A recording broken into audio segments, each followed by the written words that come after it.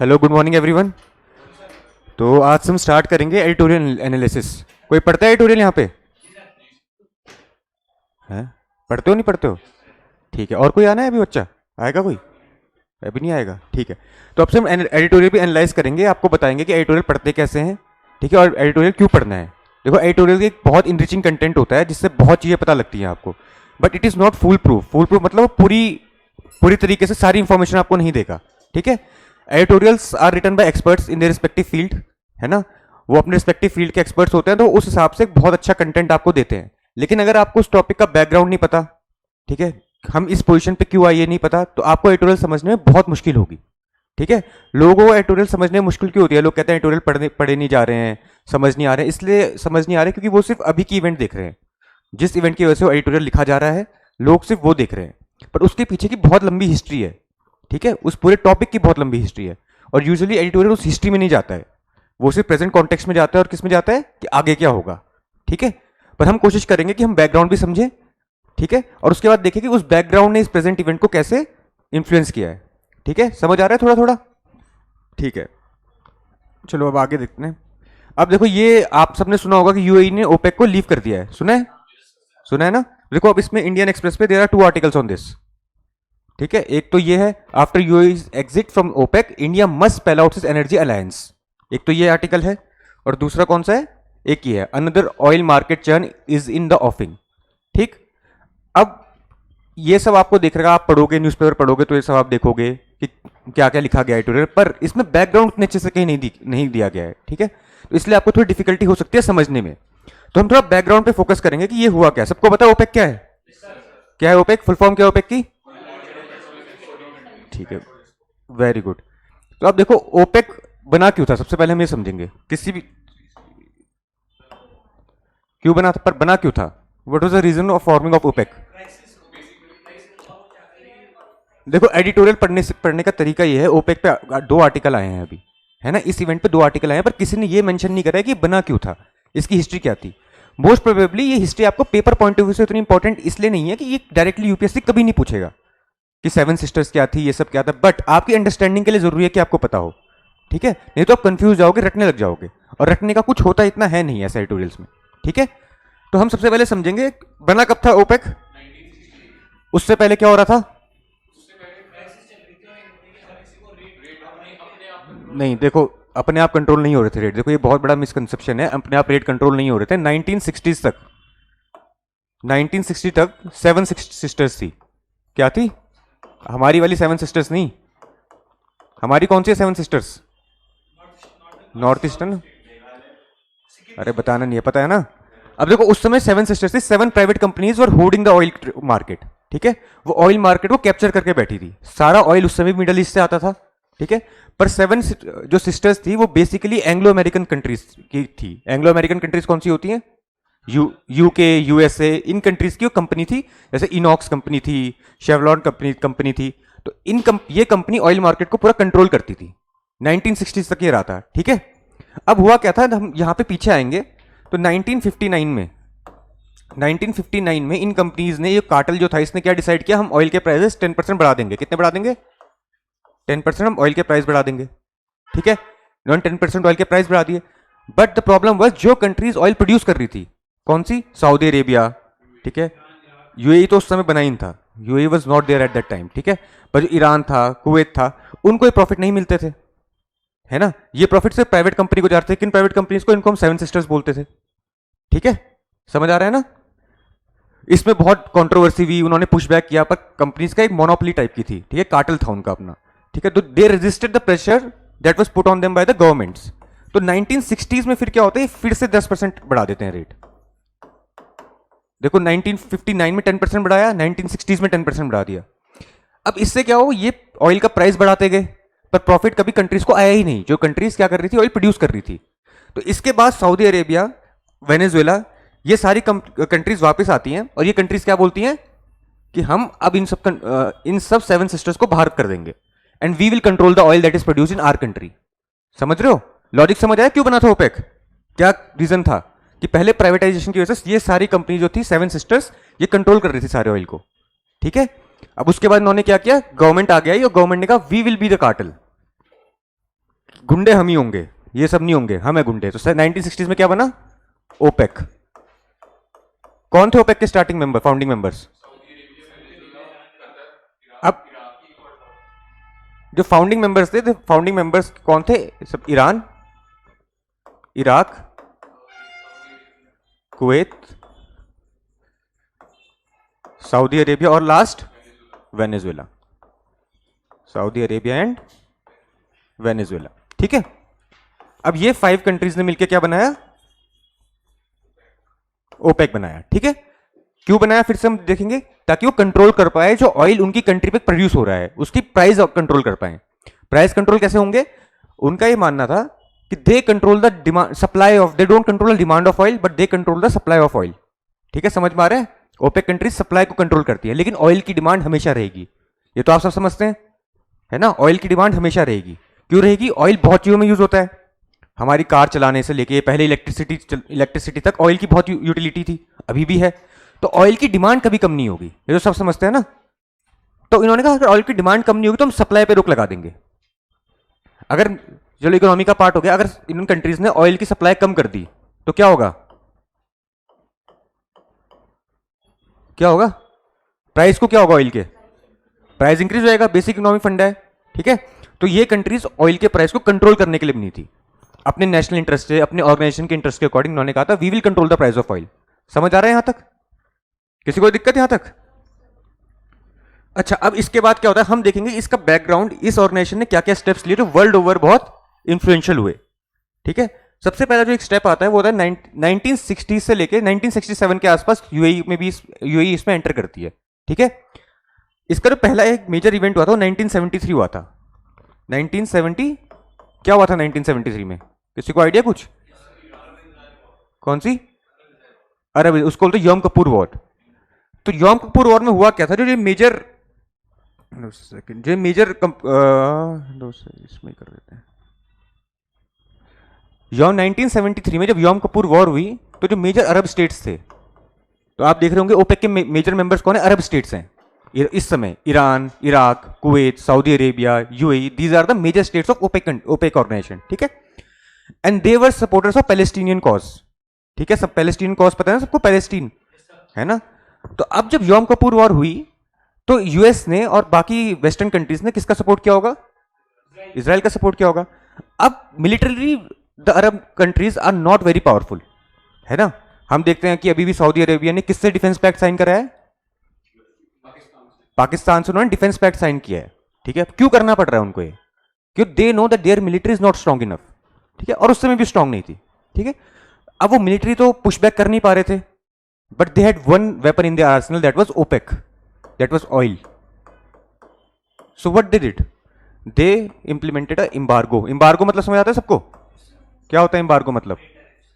Embargo मतलब होता है सैंक्शंस, जो ट्रम्प साहब बहुत खेलते हैं अभी, है ना। तो सैंक्शंस यहां से लगा दिए थे ओपेक कंट्रीज ने। सैंक्शंस मतलब दे सेट कि हम वेस्टर्न कंट्रीज को ऑयल सप्लाई ही नहीं करेंगे, ठीक है। पर ऑयल आएगा कैसे फिर? तो पूरी वर्ल्ड ओवर वेस्टर्न कंट्रीज में हाहाकार मच गया था, ठीक है। 1973 ओपेक वॉर, ये सॉरी यम कपूर वॉर में क्या क्या था? ओपेक ने एम्बार्गो लगा दिया था, सैंक्शंस लगा दिए थे, ठीक है। इससे क्या होता? आप लॉकडाउन में सुनते हो 3 day a week, 4 day a week. UK को 3 डे अ वीक पॉलिसी करनी पड़ गई थी। 3 डे अ वीक मतलब 3 वर्क डेज होते थे खाली, समझ रहे हो? इतना क्राइसिस हो चुका था कि यूके में 6 डेज वर्क नहीं होता था ताकि ऑयल बच सके। किसी के पास ऑयल था ही नहीं, ठीक है। वेस्टर्न नेशंस के पास ऑयल खत्म हो रहा था। तो इस बैकग्राउंड में इससे हमको ये पता लगा कि ओपेक कितनी पावरफुल हो चुकी थी अभी। और and OPEC all countries also realise their own power, है ना। उनको समझ आया उनका कितना कंट्रोल है वर्ल्ड ओवर, वर्ल्ड पॉलिटिक्स पे, वर्ल्ड डोमिनेंस पे वो कितने क्लोज हैं अभी। लेकिन इसके बाद एक और चीज होती है। चलो इसका एक बैकग्राउंड और इंटरेस्टिंग इंडिया के पर्सपेक्टिव में है। इस समय इंडिया में क्या चल रहा था? अगर इसको साइड करके क्या चल रहा था? इंडिया बांग्लादेश वॉर तो 19 कब हुई थी? 71। अब आप इस समय हमारी प्राइम मिनिस्टर बन रही थी इंदिरा गांधी जी, ठीक है। अब इस समय क्या हुआ? जब यहां पे ऑयल एम्बार्गो लग गया तो वर्ल्ड ओवर ऑयल के प्राइस क्या हो गए? ऑयल प्राइस इंक्रीज्ड, इंडिया में भी इंक्रीज हुए होंगे। तो जेपी मूवमेंट सुनिए सबने, जेपी मूवमेंट जब 1975 में जेपी मूवमेंट, जब इंदिरा गांधी जिसकी वजह से इमरजेंसी लाई थी, हुआ क्या था? इंडिया में बहुत ज्यादा प्राइस राइज हो गया था। देखो ऑयल के प्राइस बढ़ेंगे तो इन्फ्लेशन बढ़ेगा ओवरऑल। समझ आ रहा है क्यों बढ़ेगा इन्फ्लेशन ओवरऑल? हाँ, क्योंकि oil is use in all commodities. आपको फल एक जगह से दूसरी जगह पहुंचाने हैं, उसमें तेल लगेगा। अब तेल का प्राइस बढ़ेगा तो फल के प्राइस भी बढ़ जाएंगे। And that time hydrocarbons were use for electricity as well, है ना। अभी तो हम कोयले पे भी काम कर रहे हैं, रिन्यूएबल्स पे काम कर रहे हैं, लेकिन उसमें उस समय हम जो हाइड्रोकार्बन्स थे उससे बहुत इलेक्ट्रिसिटी प्रोड्यूस करते थे। तो बहुत मेरा मेजर प्राइस राइज हो गया, इन्फ्लेशन हो गया इंडिया में, जिसकी वजह से जेपी मूवमेंट हुई, जिसकी वजह से इंदिरा गांधी जी ने इमरजेंसी लगाई। ठीक है, जेपी मूवमेंट थी, जयप्रकाश नारायण जी ने एक मूवमेंट लगाई थी जिसमें उन्होंने प्राइस राइज को लेके प्रोटेस्ट किया था। पर देखो एक डिसीजन की वजह से, ओपेक का एक डिसीजन हुआ और वर्ल्ड ओवर, यहां यूके में दिक्कत आ गई, इंडिया को दिक्कत है। कितना इंफ्लुएंशियल होता है ऑयल मार्केट, समझ आ रहा है कितना पावरफुल होता है ऑयल, समझ आ रहा है ना सबको। अब इसके बाद क्या होता है, इंडिया पे भी हम आएंगे बाद में। इसके बाद वेस्टर्न कंट्रीज ने इसका क्या तोड़ निकाला, किसी ने इस ऑर्गेनाइजेशन का नाम सुना है? आईईए। क्या है आईईए? क्या है? International Energy association. ये क्यों आई थी? सबने पता है, पर आई क्यों थी ये? What was the purpose of this organisation? US ने जब ये देखा कि ये तो बहुत बड़ी पावर है, देखो आज के time US is itself a major oil producing nation, shell oil होता है उनके यहाँ, ठीक है। तो they are self sufficient in their own oil, ठीक है। उस समय नहीं था, उस समय पता नहीं था कि उनके पास इतना ऑयल हो सकता है। सो दे वर वरीड कि if OPEC countries have this much power, ठीक है, they can influence the world decisions. समझ रहे हो ना कितनी दिक्कत, बताया ना मैंने, एक डिसीजन की वजह से, एक इंबार्गो की वजह से कितनी प्रॉब्लम आ गई थी पूरे वर्ल्ड में। अब यूएस चाहता नहीं था, this was a threat to US hegemony, western hegemony को एक थ्रेट था कि मिडल ईस्ट और बड़ी पावर बन के निकल जाएगा। तो they implemented IEA, International Energy Association. इसका एक क्राइटेरिया उन्होंने रखा, किसने पढ़ा है? Strategic petroleum reserve, SPR. पता है क्या होता है? पता है? हाँ ना तो बोलो। अरे पता है, नहीं पता है? अभी तुक्का मत मारो, पढ़ते समय गेस नहीं मारना है।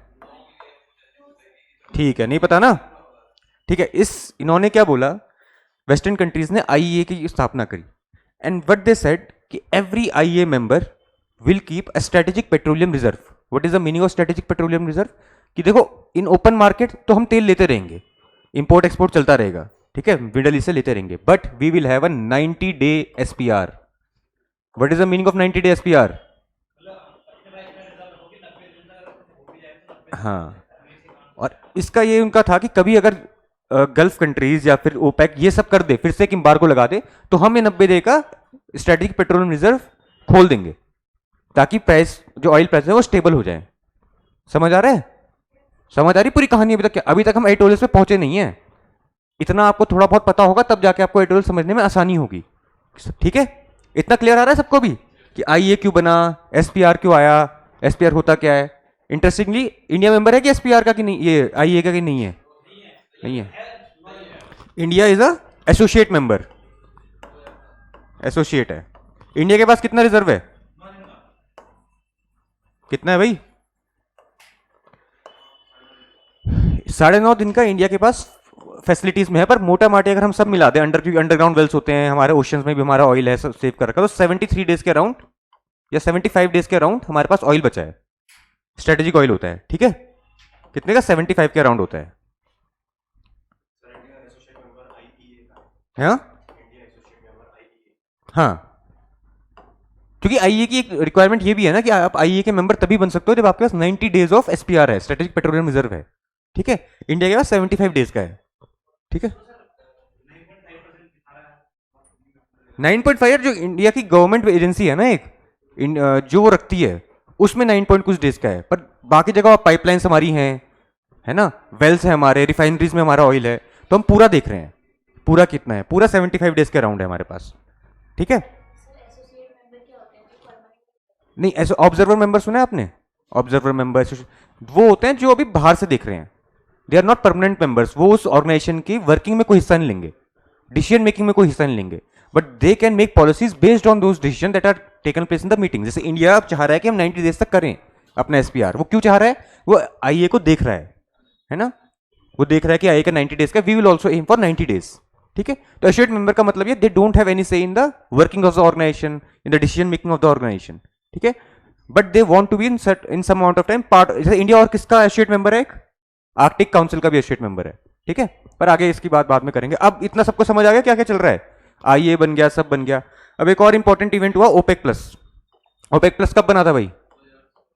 हाँ, 16 में बन गया था ओपेक प्लस। इसमें और कंट्रीज ज्वाइन हो गई थी, रशिया ज्वाइन हो गई थी, ठीक है। अब आप देखो कितना ज्यादा ओपेक और ओपेक प्लस जो है कितना ज्यादा ऑयल कंट्रोल करते हैं वो, समझ में आ रहा है आपको, कितनी ज्यादा कंट्रीज है उसमें, वर्ल्ड ऑयल उस पर चल रहा है पूरा। So any day they decide to make an embargo like this again, Yom Kippur war type का अगर एम्बार्गो उन्होंने फिर से लगा दिया तो कितना नुकसान होगा वर्ल्ड में, समझ पा रहे हो कितनी पावर है इस ऑर्गेनाइजेशन में, ठीक है। अब इस बैकग्राउंड में हम एक और चीज देखेंगे, इसका एक और पावर का आपको अंदाजा लगाने के लिए एक और चीज हुई थी। जब रशिया यूक्रेन वॉर हुई थी उसमें भी आपको एक और चीज, रशिया यूक्रेन वॉर में इस ऑर्गेनाइजेशन का क्या रोल था, कुछ आइडिया पता है आपको? जब रशिया यूक्रेन वॉर हुई थी आपको याद होगा US put sanctions on Russia, है ना, ये तो सब पता है ना सबको। यूएस ने क्या बोला कि रशिया से ट्रेड नहीं करेगा कोई, there will no sanction, there will be sanctions on Russia and trade नहीं हो पाएगा, ठीक है। आपने देखा था कुछ यूरोपियन कंट्रीज ने मना कर दिया था हम ट्रेड नहीं करेंगे, नॉर्थ स्ट्रीम एक पाइपलाइन थी वो बंद करने की बात हो रही थी। बट अगर ये सैंक्शंस इतने इफेक्टिव थे, सुनने में जो इतने इफेक्टिव लग रहे हैं, कोई ट्रेड नहीं करेगा, so how is Russia continuing this war even after so many years? 4 साल हो चुके हैं अभी तक रशिया लड़ रहा है ना, भले ही उतना रिजल्ट नहीं मिल रहा but still it is fighting. कैसे? ठीक है ये तो है, कैसे? ओपेक की वजह से। क्या हुआ ओपेक की वजह से? देखो ये अब 2022 तक आते आते ना, US is itself a very big producer of oil, ठीक है। यूएस भी ऑयल का बहुत मेजर प्रोड्यूसर है, बट जो वर्ल्ड ऑयल प्राइसेस है ना वो ऐसे, जैसे अभी स्टेट ऑफ हॉर्मूज में जो हम कह रहे हैं कि जो चोक पॉइंट बन गया है, तो ट्रम्प क्या कह रहा है कि we don't need strait of Hormuz, ये बोल रहे हैं ना ट्रम्प, सुन रहे होगे सब। ट्रम्प क्या बोलता है बार बार कि we produce our own oil, we are not dependent on Middle East for our oil, ये बोल रहे हैं ट्रम्प, है ना। तो फिर दिक्कत क्या है? फिर यूएस को दिक्कत क्या है? फिर तो यूएस को बिल्कुल अपना एक वन हैंडेडली पूरा एक्सप्लोर कर देना चाहिए वो एरिया, है ना। क्या रोक रहा है उनको? Because oil prices are not decided by one country. Oil prices क्या होते हैं? ऑयल प्राइसेस क्या होंगे? Are determined on a world basis. ऐसा नहीं होगा कि यूएस बोल दे कि हम कम कर रहे हैं, हम ज्यादा कर रहे हैं, कुछ नहीं होगा उससे, वो ओपेक डिसाइड करेगा एक तरह से। और इसका एक एग्जांपल है ये 2022 में क्या हुआ, जब ये वार हुई and sanctions were put on Russia, OPEC countries and OPEC country का जो सबसे एक इंपॉर्टेंट मेंबर है Saudi Arabia, what it did, Saudi Arabia ने कहा कि we are decreasing the supply. क्या बोला? Decreasing the supply. इससे क्या होगा? प्राइस बढ़ जाएंगे। अब अगर ऑयल के प्राइस बढ़ जाएंगे इस पॉइंट पे, जब रशिया पे सैंक्शंस हैं, तो क्या होगा? पूरे वर्ल्ड ओवर फिर से वही सिचुएशन जो हम देख रहे थे यौम कपूर वॉर में जो हो रही थी, उतनी लेवल पे नहीं होगी but there is a substantial risk, है ना। इसी वजह से चाइना और इंडिया को एक वेवर दिया गया था कि आप रशिया से तेल खरीदो, समझ रहे हो, क्योंकि यूएसए वाज टेरिफाइड कि अगर ये सब जो हो रहा है, क्योंकि यहां पे इन्होंने सप्लाई कम कर दी है। सी अगर सऊदी अरेबिया और यूएई उस पॉइंट पे ये बोलता we will increase our supply, तो ऑयल प्राइसेस को उस समय ज्यादा कुछ होता नहीं। But because the OPEC countries and specially Saudi Arabia decided we will decrease the supply, उससे क्या हो गया? ऑयल प्राइसेस शूट अप हो गए। तो उसको कंट्रोल करने के लिए रशिया, यूएस ने कहा कि इंडिया और चाइना रशिया से ऑयल ले सकता है, एक वेवर टाइप का दिया। देख लो कितने लेवल पे जियोपॉलिटिक्स खेली जाती है, एक तरह लड़ भी रहे हैं, एक तरह से पीछे से सैंक्शंस भी लगा दिए, बट बैक चैनल पे क्या चल रहा है कि आप खरीदारी भी कर लो, समझ रहे हो? इतना समझ आ रहा है सबको?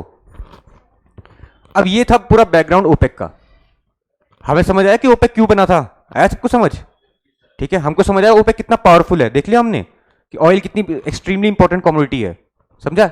समझ में आया? इंडिया कितना इंपोर्ट करता है ऑयल अपना? 85 के अराउंड इंडिया मीट करता है डिमांड एक्सपोर्ट इंपोर्ट से, ठीक है। तो ये हमने समझा पूरा बैकग्राउंड ओपेक का। अब हम समझेंगे जो बाकी इन 2 आर्टिकल्स में एक तरह से लिखा गया है। सबसे पहले तो ये जो आर्टिकल है हमारा कि यूएई की जब एग्जिट होती है ओपेक से, India must spell out is energy alliance, तो ये आर्टिकल हमको बता रहा है कि ये क्यों हुआ, ये जो एग्जिट हुआ है क्यों हुआ।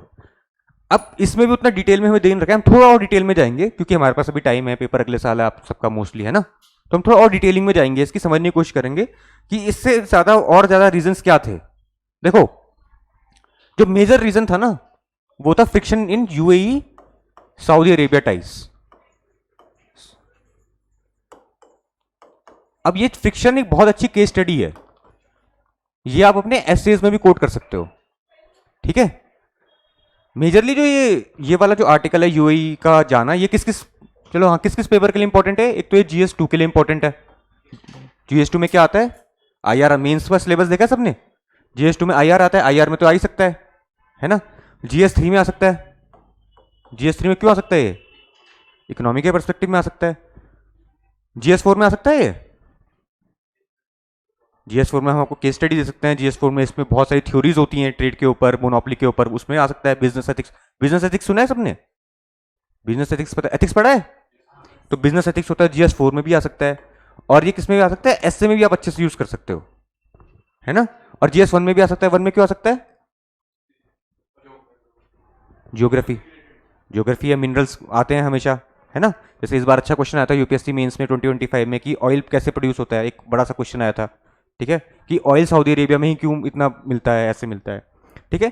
तो मेंस परस्पेक्टिव से ये आर्टिकल बहुत इंपॉर्टेंट है, टॉपिक बहुत इंपॉर्टेंट है, और ऐसे में भी ये टॉपिक इंपॉर्टेंट हो जाता है। अब जो मैं आपको कहानी बताऊंगा उससे देखो, हमने देख लिया कि सऊदी अरेबिया और यूएई ओपेक के मेंबर हैं, इंपॉर्टेंट मेंबर हैं, और अब यूएई ने छोड़ दिया है। तो अब छोड़ा क्यों है? देखो बहुत सारे कारण हैं, पर ये जो दो कंट्रीज है ना, आपको लग रहा होगा दोनों, both are Middle East powers, West Asia Asian powers, इनमें टकरार क्यों है?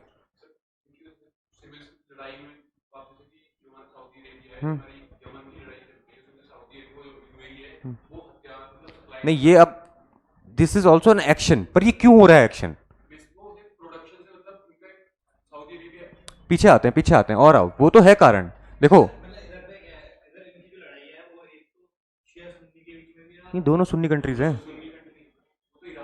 देखो फिर से इतना घोड़े ऐसे मत दौड़ाओ किसी भी डायरेक्शन में। होती है यही दिक्कत है एडिटोरियल पढ़ने में, है ना, कि हम वो एडिटोरियल में वो एक फाइनल सिनॉप्सिस दे रहा है वो आदमी। देखो जो एडिटोरियल लिख रहे हैं ना, they are extremely learned people. तो कभी कभी क्या होता है ऐसे में, वो जो स्टेटमेंट दे देते हैं उनका तो बहुत कैलिब्रेटेड स्टेटमेंट है, वो उन्होंने पीछे बहुत सोच लिया, उन्हें बहुत चीज पता है, पर क्योंकि हमारी बैकग्राउंड स्टोरी इतनी अच्छी नहीं है इस टॉपिक के लिए या किसी भी टॉपिक के लिए, तो हमें बहुत दिक्कत होती है कि अरे बोलने दे बोलने दे बोलने दे, है ना। तो हमें इसलिए दिक्कत आती है ना। आप तो इसलिए हमें जानना है कि बैकग्राउंड में इसलिए जानना जरूरी है। हाँ बोल बोल।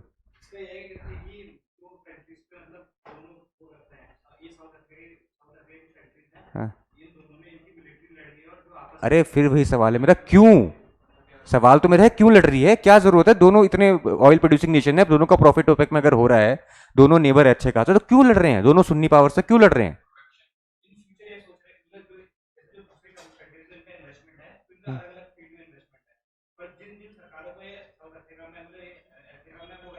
हम्म, हम्म, हम्म। अरे साउथ अफ्रीका जंगल में मोर नाचा किसने देखा? क्या मतलब है सब चीजों से इनको? ये ग्लोबल पावर छोड़ना है। ये देखो, ये कोल्ड वॉर वाली थ्योरी तुम दे रहे हो, ये तो यूएस और रशिया में चलनी चाहिए ना। उनको हेजिमन बनना है, उनको पावर प्रोजेक्शन करना है, इन दोनों को क्या मतलब है? अरे बताने दो पूरा बताने दो। अब तुम तुक्केबाजी करते रहोगे इन तो। तुम जो बोल रहे हो सब सही है, बिल्कुल सही है, पर मैं एक और एंगल तुम्हें बताना चाह रहा हूँ, ये लड़ाइयाँ क्यों हो रही हैं, जिसकी केस स्टडी तुम एक एस्से में भी डाल सकते हो। देखो अभी तुम देख रहे होंगे कि जो आप सबने बोला उस पर भी हम आएंगे, पर एक आइडियोलॉजिकल डिफरेंस आ चुका है अब यूएई और सऊदी अरेबिया में। आइडियोलॉजिकल डिफरेंस समझते हो? क्या होता है आइडियोलॉजिकल डिफरेंस का मतलब? जो उनकी आइडियोलॉजी है किसी भी चीज की, वो डिफरेंट हो चुकी है। कैसे डिफरेंट हो चुकी है? अब they both are Sunni nations, ठीक है, एक सुन्नी पावर है, मुस्लिम पावर है, बट स्टिल उनकी जो आइडियोलॉजी है, उनकी जो वर्किंग है, उसमें बहुत डिफरेंस आ चुका है। कैसे आ चुका है आपने सुना, जो यूएई कैसे बना? 7 एमिरेट से बना है ना, जिसमें दुबई भी आता है। दुबई आता है। अब दुबई के बारे में हम देखते हैं, Dubai is a modern city, है ना, वहां पे इतनी इन्वेस्टमेंट हो रही है, हर फेथ के लोग वहां आते हैं, और लिबरल सिटी है। आपने देखा होगा यूएस के लोग दुबई में आके सेटल होते हैं, तो people from UK are coming to settle in Dubai. तो ऐसा क्या है दुबई में? So what UAE did, UAE secularise कर दिया यूएई ने अपना पूरा कल्चर। यूएई ने क्या कहा कि will not indulge in this Muslim brotherhood kind of thing, है ना, जो एक्सट्रीमिज्म है इस्लाम का, हम उस पर नहीं जाएंगे। We will improve our culture, we will improve our society. और हम किस चीज में फोकस करेंगे ज्यादा? हम हम फोकस करेंगे इकोनॉमी में, ठीक है। और ये केस स्टडी ऐसे है, देखो जब ऑयल बूम हो रहा था ना, हमने देखा ऑयल में कितनी पावर है, सबको ऑयल चाहिए। लेकिन अब धीरे धीरे क्या हो रहा है, आप नोटिस करो, धीरे धीरे दो तीन चीजें हो रही हैं। पहला कि क्लीन एनर्जी, सुन पता है सबको क्लीन एनर्जी क्या होता है? धीरे धीरे वर्ल्ड शिफ्ट करना चाह रहा है किसमें? क्लीन एनर्जी में। क्लीन एनर्जी में आ जाता है आपका हाइड्रो, सोलर, न्यूक्लियर, है ना। एट प्रेजेंट इंडिया कितना क्लीन एनर्जी से फिल्म बनाता है, इलेक्ट्रिसिटी प्रोड्यूस करता है? 52%। India 52% of its electricity production किससे करता है? क्लीन एनर्जी, रिन्यूएबल से। और ये नंबर बढ़ता रहेगा, है ना, धीरे धीरे जैसे जैसे नंबर बढ़ता रहेगा, हमारी ऑयल पे डिपेंडेंस कम होती रहेगी। हर कंट्री की ऑयल पे डिपेंडेंस कम होती रहेगी, है ना। हर country, every country is trying to go green. इतना पागलपन है दुनिया में कि हमें ग्रीन जाना है, ग्रीन जाना है, क्लीन। उसका इन्वायरमेंट तो एक रीजन है ही, पर दूसरा रीजन ये है, जो ओपेक कार्टेल है, जो आपका ऑयल क्योंकि सिर्फ मिडिल बहुत कम कंट्रीज में मिलता है, एक स्ट्रेटेजिक हेफ्ट हो जाता है उन कंट्रीज के बाद आपके अगेंस्ट, ठीक है। इसलिए अब देखो चाइना इतना ग्रीन को पुश क्यों कर रहा है, ईवी बैटरी ये सब क्यों कर रहा है, क्योंकि स्टेट ऑफ मलक्का की वजह से। चाइना फेयर्स की इंडिया स्टेट ऑफ मलक्का चोक कर देगा और वहां उसके बाद क्या होगा, हमारे पास जो ऑयल का सप्लाई है वो खत्म हो जाएगा। इसलिए हर कंट्री ग्रीन होना चाहती है, अपना ऑल्टरनेटिव सोर्स ऑफ एनर्जी ढूंढना चाहती है। इसलिए न्यूक्लियर का कमबैक हुआ है अभी। आपने देखा, हमने भी न्यूक्लियर में बहुत बजट में न्यूक्लियर में कितनी बातें हुई हैं। तो इसलिए हुआ है कि इंडिया चाह रही है कि हम ऑयल प्रोडक्शन इन सबसे दूर चले जाएं, क्योंकि 85% हम ऑयल इंपोर्ट करते हैं अपना। इट्स अ बिग नंबर, बहुत बड़ा नंबर है। तो इसमें आपने पढ़ा होगा करंट अकाउंट डेफिसिट रहता है हमारा। क्यों रहता है? इसी वजह से रहता है ना, ऑयल की वजह से रहता है। तो इसलिए हम सब किसके पुश कर रहे हैं? क्लीन एनर्जी पे। अब जो वेस्ट एशियन कंट्रीज हैं, जो मेजर ऑयल प्रोड्यूसिंग कंट्रीज हैं, उनको ये धीरे धीरे बात समझ आने लग गई है, यार ऑयल तो कुछ टाइम में बंद हो जाएगा। अभी नहीं कह रहा 5 साल नहीं 10 साल नहीं, पर कुछ टाइम में धीरे धीरे उसकी कम होने लग जाएगी डिमांड। तो फिर इन इकोनॉमीज का क्या होगा भाई? ये जो इकोनॉमीज है वेस्ट एशियन इकोनॉमी, तो पूरी ऑयल पे ही चल रही है ना। आपने क्या सुना, क्या है वहां पे ऐसा?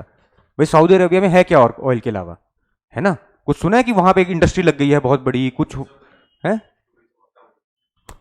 वो इकोनॉमी तो नहीं छोड़ना, इकोनॉमी इकोनॉमी की बात है कि पैसा कैसे आ रहा है उस कंट्री में।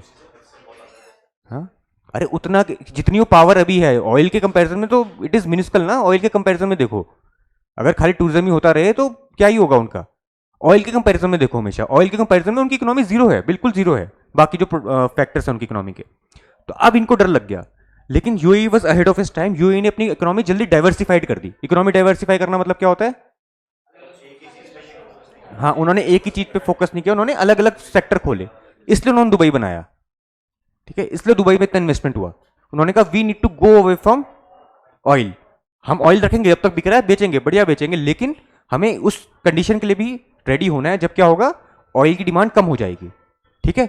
ये यूएई नहीं करते, अब सऊदी अरेबिया अब कर रहा है ये चीज। आपने देखा ना कुछ टाइम पहले से कि अब रोनाल्डो को बुला रहे हैं सऊदी अरेबिया में खेलने के लिए। क्यों बुला रहे हैं? इसलिए बुला रहे हैं, वो चाह रहे हैं कि अब यहां पे भी हम दुबई जैसा कल्चर बनाए। हम मोहम्मद बिन सलमान, सुना है ना नाम, ये सऊदी अरेबिया के रूलर हैं, वो इतने लिबरल क्यों होते जा रहे हैं? उन्हें समझ आ रहा है कि अगर वो उतनी एक्सट्रीमिज्म में अभी भी रहेंगे तो उनका टूरिज्म उतना नहीं बढ़ेगा, है ना। उनका इतना टूरिज्म होगा ना, लोग वहां इन्वेस्ट करेंगे। भाई अमेजॉन क्यों आएगा सऊदी अरेबिया में, रियाद में क्यों आएगा वो, जब आपके पास वैसे पॉलिसी ही नहीं है जब उनके वर्कर को सपोर्ट कर पाए, है ना। नहीं आएगा, पर वो यूएई में आएगा, क्योंकि दुबई में क्या है, हमने देखा कितना लिबरल इकोनॉमी है, सब लिबरल है वहां पे, सब चीज वहां चल सकती है, कोई वहां पे रिस्ट्रिक्शंस नहीं है ना। टैक्स नहीं है वहां, टैक्स हेवन बोलते हैं उसको। लोग वहां प्रॉपर्टी ले रहे हैं बड़े बड़े, तो क्यों ले रहे हैं? उनको पता है लिबरल कल्चर है एक तरह से, ठीक है। पर सऊदी अरेबिया ये चीज बाद में समझा, अब समझा एमबीएस इतनी चीजें कर रहे हैं, उनको अब समझ आई। यही पहले समझ चुका था। एक नॉर्म सिटी बन रही है सऊदी अरेबिया में, सुना है किसी ने? सऊदी अरेबिया अपनी बड़ी सिटी बना रहा है बहुत, है ना, इसलिए बना रहा है। उनको चाहिए हम एक सिटी बनाते हैं and then will attract more people into our country, ठीक है, समझ आ रहा है। बट नॉर्म सिटी करके एक है। हाँ, अब यूएई ने क्या किया, UAE was ahead of its time, ठीक है। यूएई ने पहले ये चीजें कर दी थी। तो अब क्या हो रहा है कि अब आप देखो, जो हमने पढ़ा ओपेक क्या करता है, कार्टेल है। ओपेक क्या है? कार्टेल है ना, कार्टेल समझते हैं ना सब, जो प्राइस कंट्रोल करता है पूरे ऑयल के, है ना। अब दिक्कत ही हो रही है, वो प्रोडक्शन कंट्रोल कर रहा है। अब सऊदी अरेबिया को चाहिए कि ऑयल का प्राइस क्या रहे। अब ये बताओ मेरे को, हाँ थोड़ा लॉजिक ही लगा लो, मैंने तुमको दोनों कंट्री की सिचुएशन बता दी। अब ऑयल का प्राइस सऊदी अरेबिया को क्या चाहिए, हाई की लो? ज्यादा चाहिए। यूएई को क्या चाहिए? यूएई को उतना, क्योंकि यूएई उतने डिपेंडेंट नहीं है। नहीं, फर्क तो पड़ेगा अभी तो, क्योंकि अभी वो उस स्टेज पे नहीं है ना कि फर्क नहीं पड़ेगा। बट है क्या चीज कि क्योंकि यूए की इकोनॉमी उस पर डिपेंडेंट नहीं है। देखो, आप ऑयल का प्राइस शूट कैसे करोगे? सप्लाई कम करके। और डिक्रीज कैसे करोगे? सप्लाई बढ़ा के। अब यूएई कह रहा है कि यार यूएई $60 में प्रॉफिट कमा सकता है। अगर यूएई $60 पर बैरल में ऑयल बेचे तो यूएई को अच्छा खासा प्रॉफिट हो जाएगा, कोई मतलब नहीं है उनको। They have other avenues of their economy as well. पर सऊदी अरेबिया को चाहिए अराउंड 90 इतना चाहिए। ये डिफरेंस आ रहा है। अब इससे होता क्या है कि सऊदी अरेबिया क्योंकि ओपेक का मेंबर है तो वो लिमिट करता है प्रोडक्शन, कि हम इतना ही प्रोड्यूस करेंगे। अब यूएई कह रहा है why we should limit our production. उनका केस समझ आ रहा है सबको, क्यों क्यों टेंशन हो रही है धीरे धीरे यहाँ पे। एक टेंशन का क्राइटेरिया क्या बन रहा है और कहां से टेंशन आ रही है? क्योंकि यूएई जल्दी डाइवर्सिफाई कर दी थी इकोनॉमी, तो उनको जरूरत नहीं है कि वो 90 पे बेचे, है ना, वो कम पे बेच के भी अपना अच्छा खासा प्रॉफिट मार्जिन कंप्लीट कर सकते हैं, क्योंकि उनकी इकोनॉमी का सोर्स और ज्यादा भी है, इनकम के सोर्स और ज्यादा भी हैं। समझ में आ रहा है सबको ये सब क्यों चल रहा है, एक रिफ्ट का कारण क्या हो रहा है दोनों के बीच। अब इसी को चलते कि जब तक यूएई ओपेक का पार्ट रहता, यूएई को बात माननी पड़ती ओपेक की, है ना, कि ओपेक बोलता कि आप अपना प्रोडक्शन कम करो, उन्हें कम करना पड़ता, ज्यादा करो। और वो बहुत टाइम से डिमांड कर रहा था कि हमें प्रोडक्शन बढ़ाने दो, ठीक है, कि we want to increase our production, हम इंक्रीज करेंगे, हम ज्यादा तेल बेचना चाहते हैं, ठीक है। पर सऊदी अरेबिया मना कर रहा था। अब इसमें यूएस की भी एंट्री होती है। यूएस अब सेल्फ सफिशिएंट हो गया ऑयल में, ये सबको पता है ना, since the discovery of shale oil US self sufficient हो चुका है शेल में। अब यूएस भी चाहता है ऑयल के प्राइस कम हो, जैसे इंडिया में तेल और ये टमाटर और प्याज है, वैसे अमेरिका में तेल है। जैसे इंडिया में बोलते हैं ना टमाटर और प्याज के दाम बढ़ गए तो सरकार गिर जाएगी, सुनते हैं ना, सुना है सबने अपने घर वालों से ऐसे न्यूज में।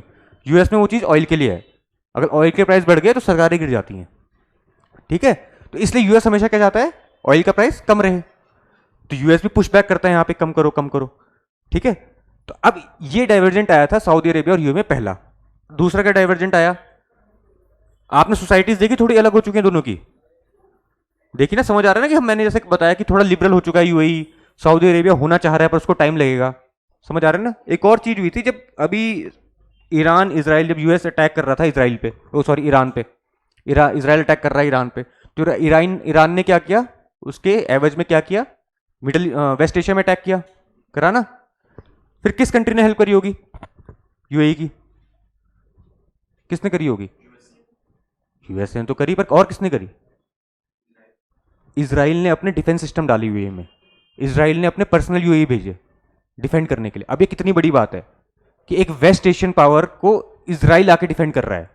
Israel is their sovereign enemy, ये सब बोलते रहते हैं ना कि पहले जब तक पैलेस्टीन नहीं होगा हम इसराइल को रिकॉग्नाइज नहीं करेंगे, but UAE has recognised Israel. UAE में इसराइल की एम्बेसी, और same goes for Israel also, Israel में भी यूएई की एम्बेसी है। आईटीयू2 का नाम सुना है, पता है आईटीयू2 क्या है, I2U2 is Israel India USA UAE, ठीक है। ये कोलैबोरेशन बनाया था इन्होंने, ठीक है, किस चीज के लिए, ट्रेड के लिए। देखो तो यूएई इतना डाइवर्सिफाई हो चुका है, वो मना कर रहा है हमें इस चीज से मतलब नहीं है। इसराइल इंडिया यूएसए और यूएई एक कोलिशन टाइप की बनाई थी हमने इकोनॉमिक ट्रेड के लिए, इसराइल इंडिया यूएस और यूएई। तो देखो हम देख रहे हैं कि यूएई जो एक तरह से मुस्लिम कॉज जिसको हम बोलेंगे, जो पैलेस्टीनियन कॉज है उससे दूर जा रहा है ना, उसको उतना मतलब नहीं है। यूएई ये कह रहा है कि हमें अपना इकोनॉमिक इंटरेस्ट देखना है, हमें ये मतलब नहीं है कि इसराइल कैसा है, इसराइल अगर हमें टेक्नोलॉजी दे रहा है, इन्वेस्टमेंट दे रहा है, तो we are okay with it, है ना। और सऊदी अरेबिया भी बीच में फंसा है।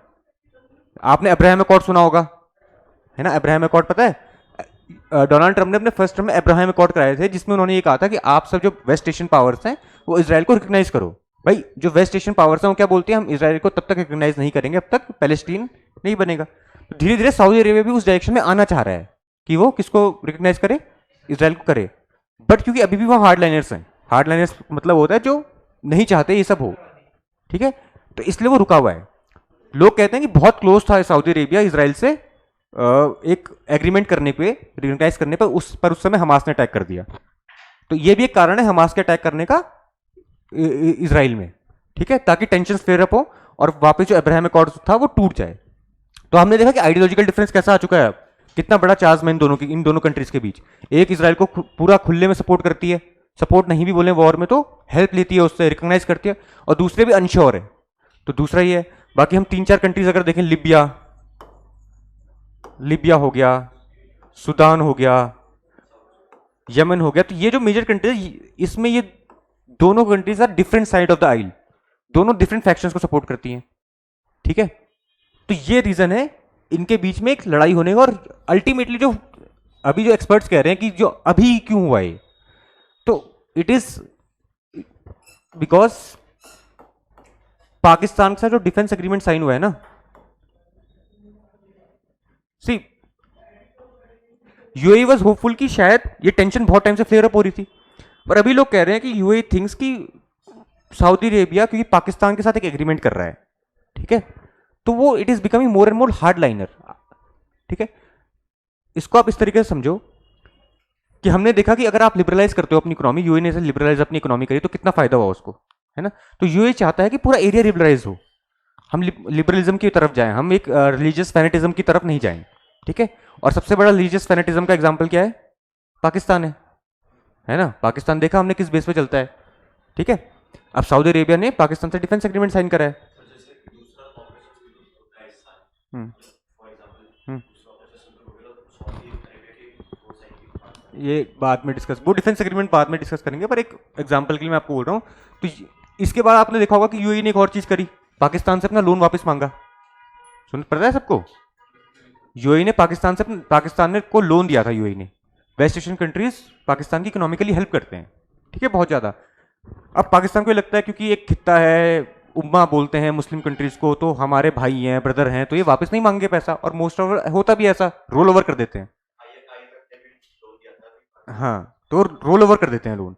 जो वेस्ट एशियन कंट्रीज है, और रोल पाकिस्तान का लोन रोल ओवर मतलब होता है, जैसे मान लो कल आपको लोन वापस करना है, तो वेस्ट एशियन कंट्रीज बोलते हैं कोई बात नहीं, मुस्लिम ब्रदरहुड है, आप बाद में कर देना, ठीक है। पर यूएई ने कहा कि नथिंग डूइंग, आपको अभी देना है। कुछ 1.5 बिलियन के राउंड था, वो अभी देना है, ठीक है। तो ये देखो कि कितना डाइवर्स फॉरेन, वो अभी आपने सुना होगा कि यूएई के जो थे वो इंडिया आए थे मोदी जी से मिलने। क्यों आए थे? इसी के बैकग्राउंड में आए थे कि उन्होंने ओपेक छोड़ना था। और अगर अब यही आर्टिकल्स में बोला गया है कि अगर ओपेक को इन्होंने छोड़ा तो अब क्या करेगा यूएई? क्या करेगा? प्रोडक्शन इंक्रीज करेगा, प्राइस को डाउन करेगा, है ना। पर उसको प्रोडक्शन इंक्रीज करेगा ना, वो ज्यादा तेल बेचेगा। तो कौन लेता है तेल वहां से? इंडिया, है ना। और हम देख रहे हैं कि वो इंडिया के पास भी आना चाह रहा है। ITU-2 देखा हमने, ऑर्गेनाइजेशन बनाई हमने यूएई के साथ, तो इसलिए वो यूएई के ऑफिशियल्स इंडिया आए। एक और चीज होगी, अभी मोदी जी का कहाँ टूर है? कहाँ जा रहे हैं मोदी जी टूर पे? यूरोप जा रहे हैं। यूरोप का मोदी जी का टूर है, ठीक है। लेकिन वो बीच में हॉल्ट करेंगे अब यूएई में। क्यों करेंगे? इसी बैकग्राउंड में, ठीक है। क्योंकि जैसे ही अब उन्होंने ओपेक छोड़ा यूएई ने, अब यूएई क्या करेगा? प्रोडक्शन इंक्रीज करेगा। तो हमको क्या, हमारे लिए अच्छा क्या है कि प्राइस डाउन होंगे, सस्ते मिलेंगे, समझ आ रहा है। तो हम इसलिए और फ्रेंडशिप शोर अप करेंगे। तो इन्होंने यही लिखा है कि हाँ, कि हमको जैसे ये है, largest oil customer, there may be a silver lining if UAE's increase production does manage to drive down oil prices. अभी शॉर्ट टर्म में फायदा नहीं मिलेगा। क्यों नहीं मिलेगा? क्योंकि ईरान और यूएस की वॉर से स्ट्रेट ऑफ हॉर्मुज ब्लॉक हो रखा है, तेल आ ही नहीं रहा है। पर लॉन्ग टर्म में हो सकता है कि इंडिया को इससे फायदा मिल जाए, समझ आ रहा है, ठीक है। तो ये मोटा माटी हमने पूरा देखा यूएई की ओपेक क्या है, ठीक है। ओपेक की पूरी बैकग्राउंड क्या, हिस्ट्री क्या रही है, उसके बाद यूएई का क्या स्टैंस रहा है ओई के ओपेक के केस में, और उन्होंने छोड़ा क्यों है ओपेक। समझ आया सबको कि क्यों छोड़ा है ओपेक। और इंडिया के केस में 2-3 चीजें आपको और ध्यान रखनी है कि अब इंडिया, अब जैसे ये आर्टिकल ये जानना चाह रहा है, इस आर्टिकल में भी अगर आप देखोगे तो यहां तक जो है ये बताया गया है कि ये सब हुआ क्यों है। अब यहां से इंडिया के बारे में बताया गया है। तो इंडिया के बारे में 2-3 चीजें हमको और जानने की जरूरत है। पहली क्या है कि देखो, एक चीज तो ऑयल प्राइसेस गिरेंगे हमारे लिए अच्छा है, तो सबको पता है, वेरी गुड, गुड, अच्छी चीज है, it's a good thing, oil prices down होंगे। लेकिन इस यूएई और जो सऊदी अरेबिया की अब ये राइवलरी है, इससे वेस्ट एशिया डिस्टर्ब हो सकता है थोड़ा। हाँ, हाँ। ओपेक एक बहुत ही,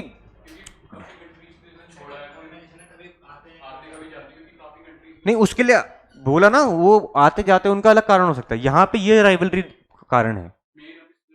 सऊदी अरेबिया मेन, और उनका ऑयल, उनके पास इंसेंटिव नहीं है यूए के पास कि हम अपना ऑयल प्रोडक्शन कम क्यों करें, हम कम क्यों प्रोड्यूस करें, हम तो ज्यादा प्रोड्यूस कर सकते हैं।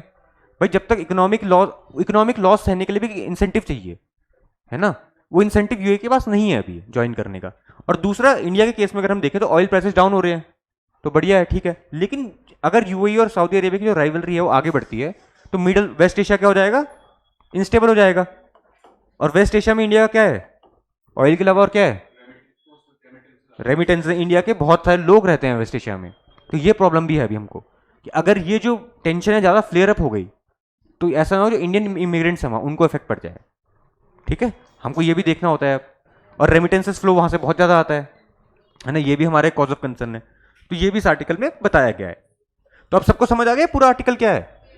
देखो, मैंने आर्टिकल आपको पढ़ के नहीं बताया, वर्बेटम नहीं बताया कि आर्टिकल में ये लिखा है। मैंने आपको सिर्फ एक बैकग्राउंड स्टोरी बताई है और ये समझाया आर्टिकल बोलना क्या चाह रहा है। अब आपकी ड्यूटी है, आप ये आर्टिकल खुद पढ़ो। देखो, आपका पेपर इस साल नहीं है, आपका पेपर नेक्स्ट ईयर, तो आपको ये कोशिश करनी है स्टार्टिंग में तो कि आप आर्टिकल्स पढ़ना सीखो पहले। पढ़ाना इजी है, सुनना भी बहुत इजी है, मजा आ गया होगा कि अरे सुन ली कहानी, मजा आ गया, ठीक है।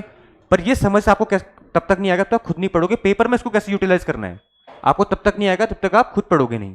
आगे धीरे धीरे करके हम आगे जाएंगे तो हम देखेंगे कि इनसे कौन सी लाइन है जो हम किस आंसर में लिख सकते हैं। ऐसे ही आर्टिकल से हम कुछ कुछ लाइन आंसर्स में लिख देते हैं अपने यूपीएससी के। मेंस में हम कुछ कुछ लाइन डायरेक्टली कोट कर सकते हैं। जैसे सी राजा मोहन जब आर्टिकल लिखते हैं तो उनके तो हम डायरेक्ट कोट कर देते हैं ऑप्शन, इसका पीएसआई और ऑप्शनल होगा उसमें, ठीक है। तो धीरे धीरे हम ये भी सीखेंगे। स्टार्टिंग में मैं आपको ये बताना चाह रहा हूँ कि हमने एक टॉपिक लिया, हमने समझा, अब आपकी ड्यूटी है कि आप ये 2 आर्टिकल जो है आप इनको पढ़ो, ठीक है, अपने आप पढ़ो।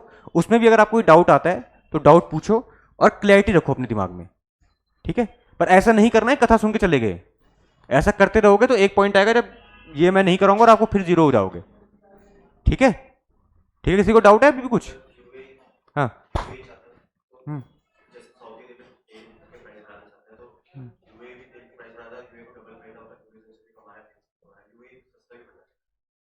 प्रोडक्शन करना चाह रहे हैं यही ज्यादा, देखो ऑयल का प्राइस तुम ज्यादा कैसे करोगे? प्रोडक्शन कम करके। अब ये बोल रहे हैं प्रोडक्शन कम करूं क्यों, मेरे पास इंसेंटिव क्या है प्रोडक्शन कम करने का? देखो आपको लग रहा है कि क्यों प्रोडक्शन कम ज्यादा करने के लिए भी कैपेसिटी चाहिए होती है। अगर आप प्रोडक्शन ज्यादा करोगे तो आपके ऑयल कंटेनर्स होते हैं। ऑयल ऐसा नहीं होता है कि एक बाल्टी में कराओ और निकल चले के, कंटेनर होते हैं बड़े बड़े, देखे ऑयल कंटेनर्स कभी कभी। जैसे जो अभी जो आइलैंड है जहां पे बात चल रही है कि यूएस को वो आइलैंड ले लेना चाहिए, स्टेट ऑफ हॉर्मुज में आइलैंड है ना ऊपर, स्टेट ऑफ क्या नाम है उसे, खर्ग आइलैंड। तो खर्ग आइलैंड की इंपॉर्टेंस क्यों है? खर्ग आइलैंड अगर आप देखो, अगर आप मैप देखोगे, अगर आप मैप देखोगे ना, तो अगर ये स्टेट ऑफ हॉर्मुज है बेसिकली, आप ये मानो अगर ये स्टेट ऑफ हॉर्मुज तो खर्ग आइलैंड तो यहाँ पे है।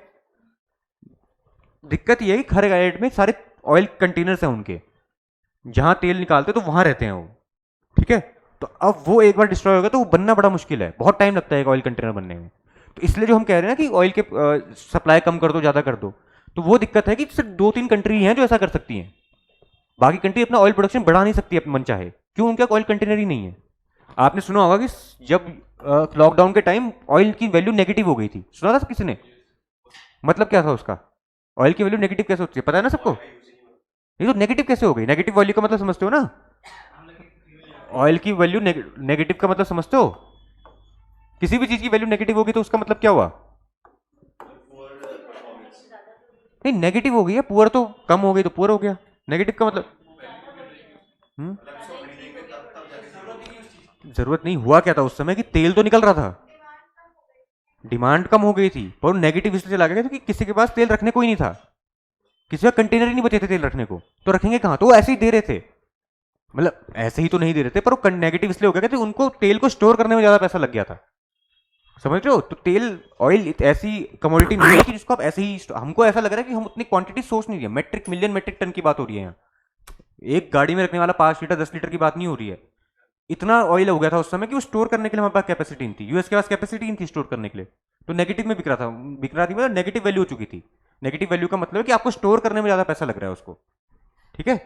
तो ये दिक्कत है, आप जो कह रहे हो ना कि क्यों नहीं करता ऊपर नीचे, ये भी प्रॉब्लम्स है कि स्टोरेज कैसी होगी, है ना, हम कितना उसको एक्सपोर्ट करें, वो भी प्लानिंग करनी पड़ती है। और यूएई का बेसिक मतलब ये, यूएई कह रहा है कि हम जल्दी जल्दी पैसा बनाना चाहते हैं ताकि हम इकोनॉमी और डाइवर्सिफाई करें। भाई अगर यूएई अपना प्राइस कम करेगा और ये सब बाकी अपना प्राइस ज्यादा ही रखेंगे तो लोग तेल तो यूएई से ही लेंगे, है ना, तो कंपटीशन में आओ। तो अभी तक एक कार्टल था, ओपेक क्या था? एक कार्टल था। कार्टल मतलब इकोनॉमी पढ़ी सबको पता है ना कार्टल मतलब? अभी एक कार्टल चल रहा था जो पूरा प्राइस डिटरमाइन कर रहा था। अब इसके बाद एक होपफुल सिनॉप्सिस आता है, क्या पता थोड़ा एक मार्केट ओरिएंटेड अब ऑयल प्राइस डिक्टेट हो, डिमांड सप्लाई पे डिक्टेट हो। क्योंकि अभी तक ओपेक कार्टल की तरह काम करता था और ऑयल के प्राइस अपने मन से डिसाइड करता था, ठीक है। इसलिए ऐसा कर रहे थे, इसलिए ऐसा यूएई कर रहा है ताकि वो अपनी सोवरेनिटी के हिसाब से डिसीजन ले पाए, ठीक है। ऐसा समझ सबको? कोई डाउट भाई? हाँ हाँ, मतलब अच्छा आप कह रहे हो प्रोडक्शन बढ़ाओ तेल का वही रखे, नहीं तो लेगा क्यों कोई उनसे? कोई भाई, नहीं नहीं, मैं कह रहा हूँ कि अगर आप कह रहे हो कि वो सप्लाई भी बढ़ाएगा और प्राइस भी बढ़ाएगा, तो ऐसा तो हो ही नहीं सकता ना, तो कोई लेगा क्यों उनसे? बात तो ये हो गई है, वो और कंट्री से ले लेंगे। भाई आज के टाइम पे अफ्रीका में भी ऑयल मिल रहा है, यूए में, यूएसए में मिल रहा है, वेनेजुएला पे भी खोल दिया यूएसए ने, है ना, वेनेजुएला भी मिल रहा है, रशिया से भी धीरे धीरे वो चल रही है, तो ऑयल की मार्केट हमारे पास है, वो बात नहीं है। हम वेस्ट एशिया से इसलिए ज़्यादा प्रेफर करते हैं, एक तो हमारे पास है ना, कॉस्ट ऑफ ट्रांसपोर्टेशन कॉस्ट कम लगती है, दूसरा उनका इतना ईजी है, इतना ट्रेडिशनल है कि उनका ईजी है डिकअप करना, ऑयल निकालना, और उनका सस्ता ऑयल निकलता है, उनके कैपेबिलिटी पहले से है। जैसे अभी अगर हम कैपेबिलिटी बनाएंगे तो टाइम लगेगा कैपेबिलिटी बनाने में, कोई नया नेशन अगर आएगा, जैसे आप देख रहे होंगे कि अगर वेनेजुएला में जो हमने जब सॉरी यूएसए ने ये सब करा, तो वेनेजुएला में largest proven reserves of oil हैं, ठीक है, लेकिन दिक्कत क्या है, उनको निकालने में टाइम लगेगा, टेक्नोलॉजी ज़्यादा लगेगी। यूएसए में शेल ऑयल है, शेल ऑयल अलग टाइप का ऑयल होता है, बताएंगे वो टॉपिक पूरा मिनरल्स वाले में लेंगे, अब उसकी अलग प्रॉपर्टीज है, ठीक है, तो ये सब है बात, ठीक है, ये आर्टिकल खुद भी पढ़ लेना भाई, 2-3। हाँ, भेज देंगे। हाँ हाँ हाँ,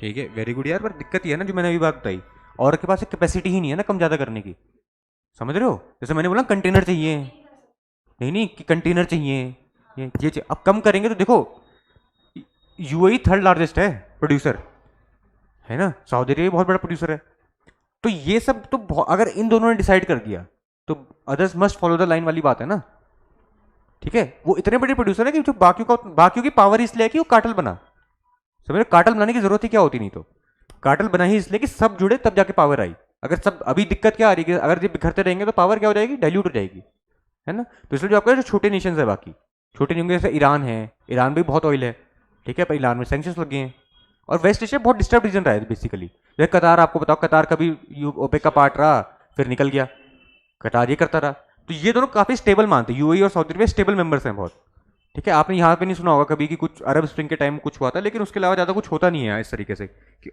तो इसलिए ये है, इसलिए जो छोटी कंट्रीज है इसलिए ऐसा नहीं कर सकती, जो आप बोल रहे हो ना, अपने हिसाब से उनका इतना प्रोडक्शन ही नहीं है कि वो इन्फ्लुएंस कर पाए वर्ल्ड ओवर के मार्केट को, ठीक है, और है ईरान को सैंक्शंस लग गए हैं ना, अभी अभी तो है, क्यों नहीं है, अभी तो है, सैंक्शंस लग रखे हैं ना ईरान पे, तो ईरान पे प्रॉब्लम सैंक्शंस की है, ठीक है, आया सबको समझ, और कोई डाउट किसी को,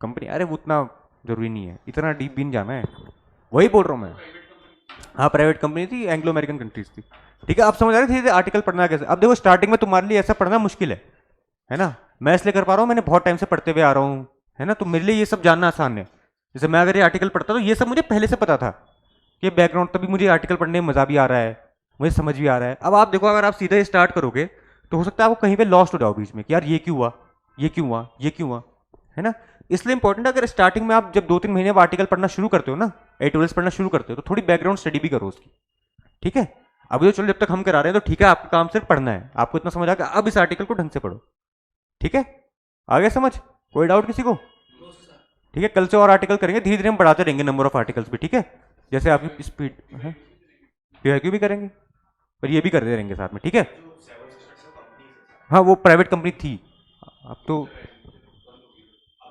हाँ अब उनका डोमिनेंस कम हो गया है उसमें, ठीक है, चलो थैंक